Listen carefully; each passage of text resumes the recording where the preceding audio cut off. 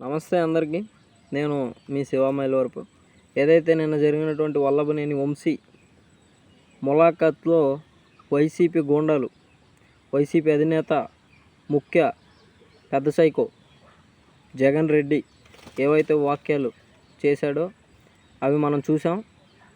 అధికారుల్ని బట్టలు ఓడదీస్తా అని అంటా ఉన్నాడు ఈ జగన్ రెడ్డి.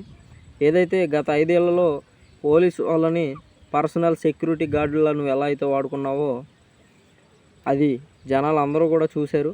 కానీ ఈరోజు కూటమి ప్రభుత్వం ఖచ్చితంగా నైతిక విలువలతో, సామాన్యుల హక్కులతో, అధికారికంగా ఏదైతే రాజ్యాంగంలో రాసిందో దానికి అనుగుణంగానే పరిపాలన చేస్తున్నారు.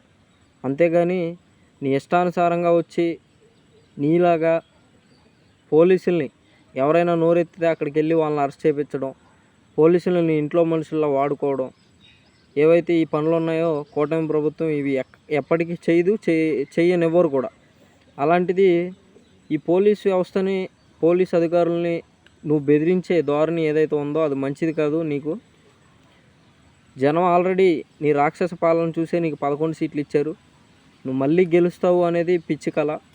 దయచేసి నువ్వు కానీ, అంబటి రాంబాబు కానీ, కొడాలి నాని కానీ మీరందరూ కూడా రాజ్యాంగానికి అనుగుణంగా కట్టుబడి నోరు అదుపులో పెట్టుకొని ఉండండి.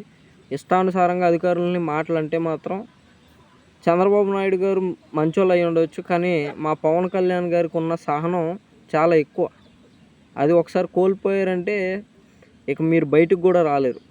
అది ఏదైతే వీళ్ళు చేసే రాజకీయం ఉందో అది ఖచ్చితంగా కక్షపూరితం కాదు. కక్షపూరిత రాజకీయం చేస్తే నువ్వు ఇన్ని రోజులు బయట ఉండవు జగన్, గుర్తుపెట్టుకో. జై హింద్, జై జనసేన, జై బీజేపీ, జై తెలుగుదేశం.